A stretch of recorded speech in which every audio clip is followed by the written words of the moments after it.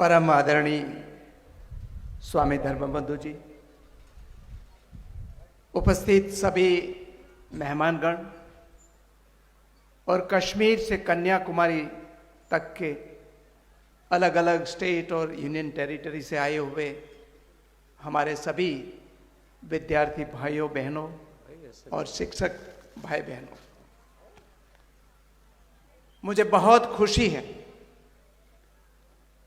कि आप सब स्वामी जी की वजह से पूरा मिनी इंडिया, मिनी भारत, छोटा भारत यहां खड़ा हुआ है। प्रासला गांव बहुत दूरी पर है और ये दूरी पर ये भारत खड़ा करना बहुत कठिन बात थी, लेकिन 24 साल से स्वामी जी ये पसीना बहा के मेहनत करके हम सबको यही जगह मिलाते रहते हैं। दोस्तों, मैं यहां से 60 किलोमीटर दूर पोरबंदर से आता हूं। पोरबंदर महात्मा गांधी की जन्मभूमि है और आप सब लोग ये भूमि पर आए हुए हैं, तो मैं आप सभी का स्वागत करता हूं। जनरल साहब ने बहुत ही अच्छा मोटिवेशन आप सबको दिया और अपनी सरहद के बारे में बताया। बॉर्डर से मैं आपको हमारी मेन लाइन पर लाता हूं। ये आप सब लोग ऐसी अवस्था में हैं जब आपको बहुत कुछ सीखना है। बहुत मेहनत करके आप सब लोग आए हुए हैं, तो मैं 1-2 टिप्स आपको देना चाहूंगा। जिंदगी में यह अवसर फिर से कभी नहीं आएगा जब 8 दिन देश के कोने कोने से आए हुए बच्चों के साथ आप 8 दिन रहेंगे, मिलेंगे, जुलेंगे, खाएंगे, सीखेंगे। शायद ही ऐसा मौका जिंदगी में मिलता है। ये मौका आप सबको मिला हुआ है। तो मैं आपको सब लोगों को गुजारिश करूंगा कि आप डायरी जरूर लिखिए।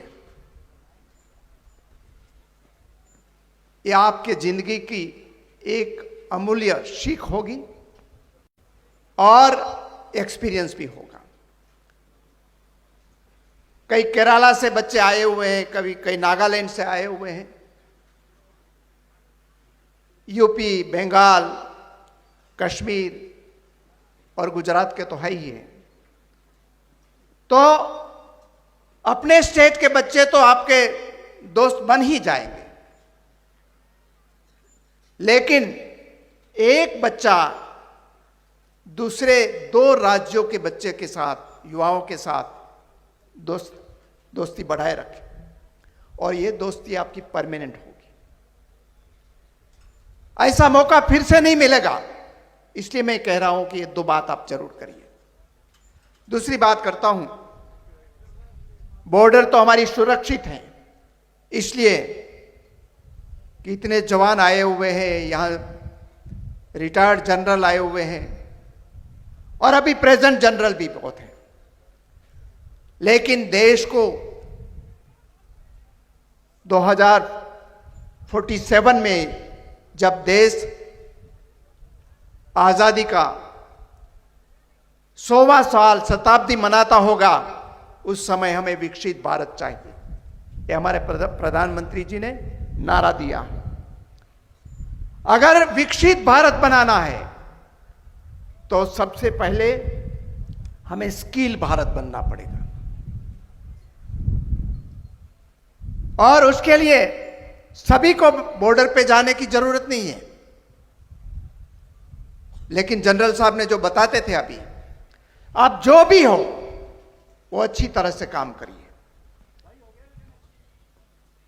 डॉक्टर हो तो डॉक्टर अच्छी तरह डॉक्टरी करे, इंजीनियर है तो अच्छी तरह डिजाइन बनाए, अच्छा नया भवन का निर्माण करे, अच्छी तरह से कारखाना चलाए, जो लेबर होते हैं वो अच्छी तरह पसीना बहाए, किसान अच्छी तरह खेती करें, टीचर्स अच्छी तरह अपने बच्चे को पढ़ाए, सभी लोग मिलकर करेंगे तो ही विकसित भारत बनेगा। और विकसित भारत बनना है तो हमारा परिवार भी विकसित बनना पड़ेगा, वो भी विकसित हो। हर बच्चे, घर के हर परिवार पढ़ा लिखा हो, साफ सुथरा हो, मेहनती हो, निर्व्यसनी हो और देश के प्रति समर्पित हो, तभी ही विकसित भारत बनेगा। तो मैं आप सबको, खास करके जो युवा बच्चे हैं, और ये सदी की सबसे बड़ी चैलेंज है, वो ये है, यूनिवर्सिटी हमारा देश का नागरिक निर्माण करने का काम करता है और व्हाट्सएप यूनिवर्सिटी वो देश को मिसलीड करना का काम करते रहे। हमारे बच्चे यूनिवर्सिटी में तो पढ़ते हैं लेकिन व्हाट्सएप यूनिवर्सिटी से मिसलीड होते हैं। बहुत सारी बीमारियां ये व्हाट्सएप यूनिवर्सिटी में देते हैं। तो मैं आप सबको गुजारिश करूंगा कि यूनिवर्सिटी में पढ़िए जरूर, लेकिन व्हाट्सएप यूनिवर्सिटी से सावध रहिए। दूसरा सबसे बड़ा चैलेंजिंग बात यह है, एडिक्शन बहुत भारी हमला कर रहे हैं हमारे पर। ड्रग्स हो, तंबाकू हो, दारू हो, ये सब हमारे जो सोसाइटी है, परिवार है, उनके सबसे बड़े दुश्मन हैं। इसलिए नशाखोरी से दूर रहिए और मेहनत, इतनी ये समय मेहनत करने का है, गाने का है, बजाने का है, खेलने का है और पढ़ने का है। सभी करिए आप, और करते करते एक मजबूत इंसान बन के बाहर आए जो देश के प्रति समर्पित तो हो लेकिन अपने परिवार को भी आगे ले जाए, और परिवार को जो आगे ले जाएगा, खुद को आगे ले जाएगा, वो देश को भी जरूर आगे लग जाएगा। और 2047 में जब देश हमारी आज़ादी की शताब्दी मनाता रहेगा, तब देश हमारा ये आर्थिक महासत्ता के रूप में, विश्व गुरु के रूप में हम जरूर स्थापित होंगे। मैं बहुत ही मैं खुशनसीब हूँ कि जब से स्वामी जी ने ये राष्ट्रकथा शिविर शुरू की है, तब से मुझे के यहाँ आने का मौका मिलता रहता है। मैं पर्सनली जानता हूँ स्वामी जी को कि एक अकेले पूरा साल ये राष्ट्रकथा शिविर में हमारे बच्चे आकर वो कुछ सीख कर जाए और नए भारत का कैसी तरह निर्माण हो, उसके लिए पूरा साल मेहनत करते रहते, तभी ये 8 दिन का कार्यक्रम होता है। तो मैं आप सबको ये रिक्वेस्ट करूंगा कि आप सब उनके लिए भी समर्पित रहे। जो शिविर में जो आपको दिया जाए वो जरूर से आप डाइजेस्ट करके जाइए। फिर से मैं स्वामी जी के चरण में वंदन करके मेरी बात पूरी करता हूँ। भारत माता की जय।